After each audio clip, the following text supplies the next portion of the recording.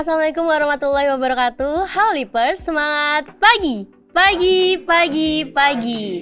Kembali lagi di acara Founders Backroom episode 2 kali ini bersama aku Mela Rensa yang akan menemani teman-teman Lipers semua kurang lebih mungkin 15-20 menitan ke depan. Kalau nggak kelabasan ya kayak. Kalau kelabasan ya Lipers dengerin aja sampai akhir karena kita bakal ngebahas yang seru-seru banget, cerita seru pengalaman dari bintang tamu kita kali ini. Nah, di sore hari yang tidak terlalu cerah, yang mendung-mendung tapi mendukung nih untuk kita ngobrol-ngobrol seru seputar kegiatan bintang tamu kita. Dan tentunya acara Founders Backroom ini disponsori atau didukung oleh tim dari Innovation Day yang ada di belakang layar tuh. Hai semuanya. Oke, nah kita kedatangan bintang tamu yang spesial banget nih kali ini dari startup Biops Agrotechno yang merupakan startup binaan Indigo dan bergerak dalam bidang pengembangan teknologi pertanian. Mungkin langsung aja di sini ada Mas Ihsan selaku Chief Marketing Officer at Biops Agrotechno. Halo Mas Ihsan. Semuanya. Halo semuanya, salam kenal. Mungkin sebelumnya nih ini aja ya Kak, Mas Ihsan itu Kak atau Mas nih? Mas aja. Mas aja. Mas Ihsan tuh sama namanya mirip sama ayah saya, sama. Jadi dan kebetulan ayah saya juga itu di bidang pertanian juga. Jadi mungkin kita bisa sharing juga nih Mas. Oke, mungkin sebelum sharing-sharing mengenai ayah saya dan nama Mas Ihsan.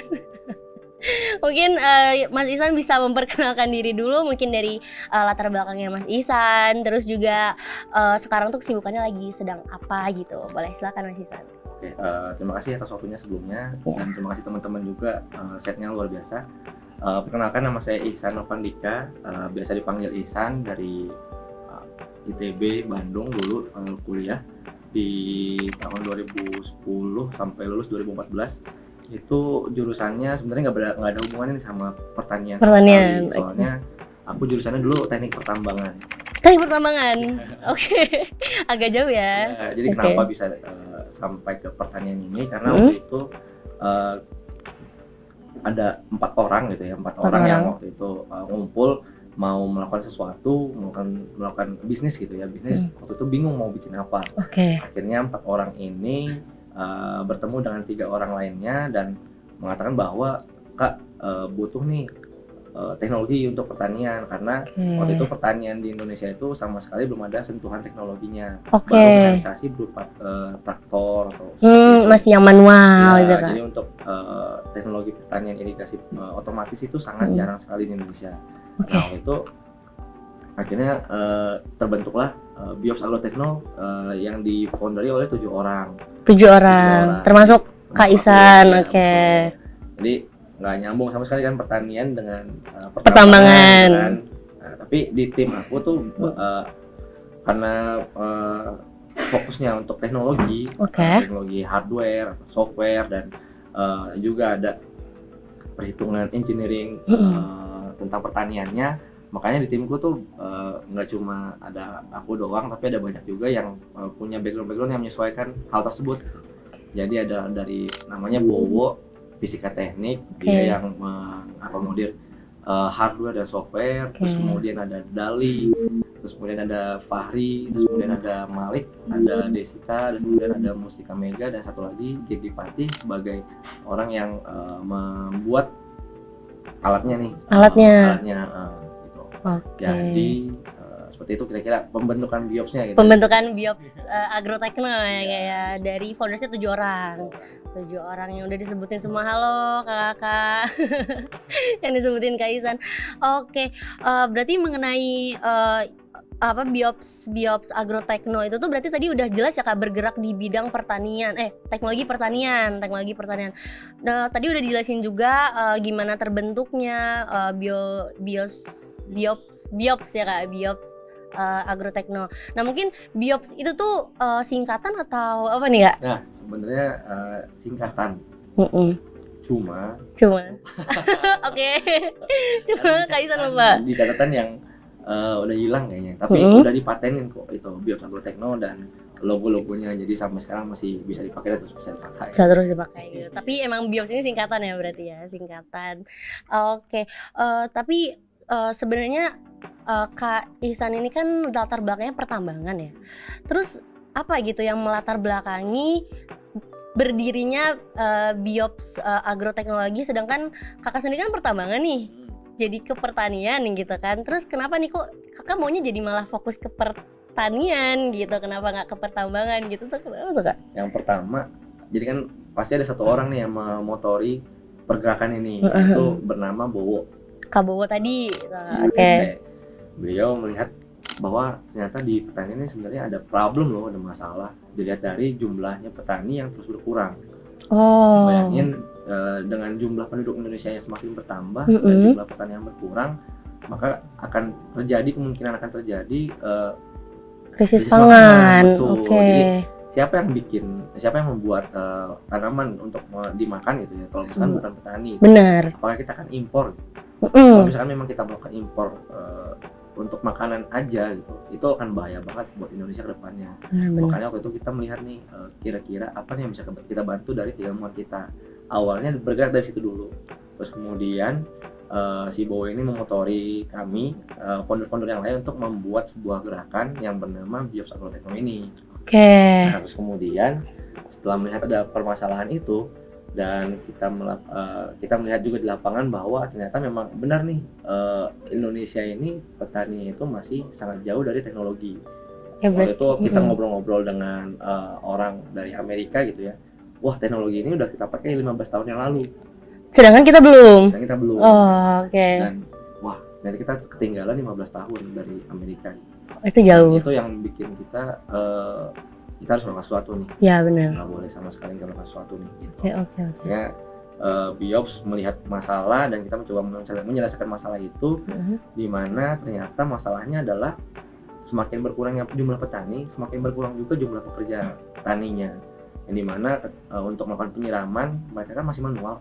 Nah, kita coba nih otomatisasi kegiatan manual ini menjadi kegiatan yang otomatis, jadi petani nggak perlu repot-repot lagi melakukan penyiraman secara manual itu.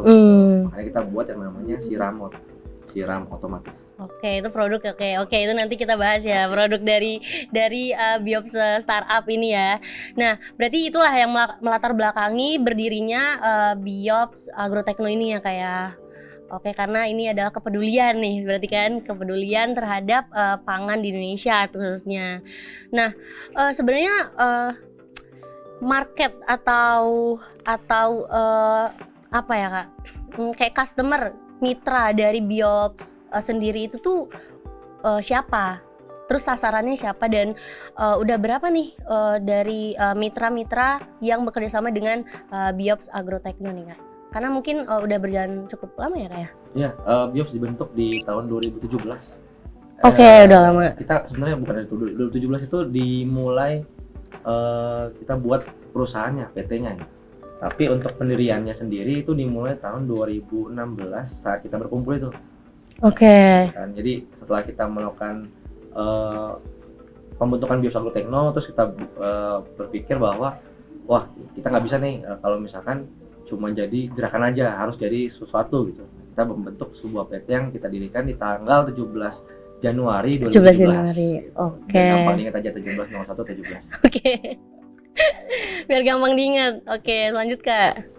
Oke, dari sana kita melihat bahwa memang sasaran kita sebenarnya petani yang memang membutuhkan teknologi ini gitu ya.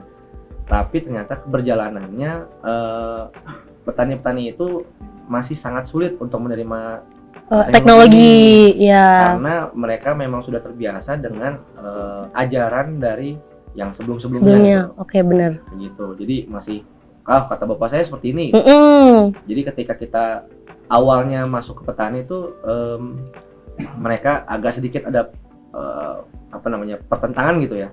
Pertentangan bahwa yang mereka lakukan ini sebenarnya udah benar gitu ya, tapi ternyata kalau misalkan dilihat dari data itu sebenarnya masih kurang gitu, dan mereka dan itu yang menjadikan kita untuk yang melatar belakangnya kita untuk kita harus melihat bahwa si petani ini bukan hanya sebagai customer tapi juga sebagai orang yang harus kita bantu permasalahannya seperti itu. Jadi akhirnya kita coba cari cara melihat siapa nih yang bisa mengakomodir alat ini gitu ya.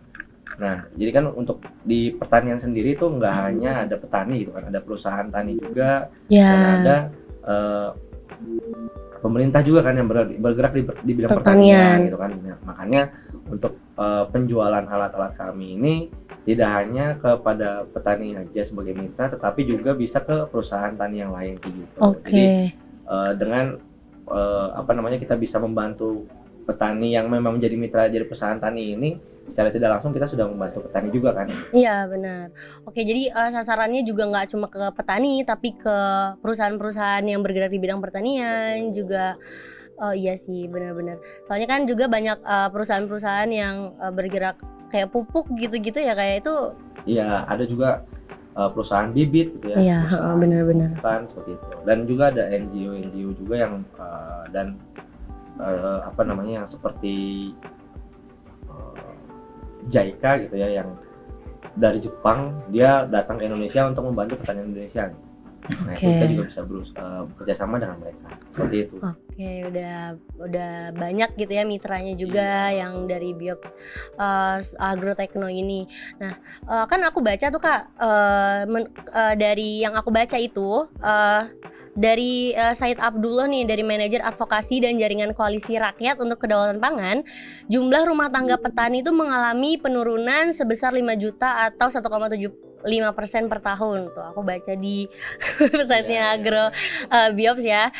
Itu gimana tuh cara Biops Agrotechno itu mempertahankan para petani Indonesia khususnya dengan produk yang Biops berikan, Biops ciptakan gitu, dan mungkin bisa di-spill juga nih produknya apa aja gitu dari Biops, silahkan Kak. Jadi stigmanya petani itu kan ketika mereka bekerja itu kan kotor gitu ya.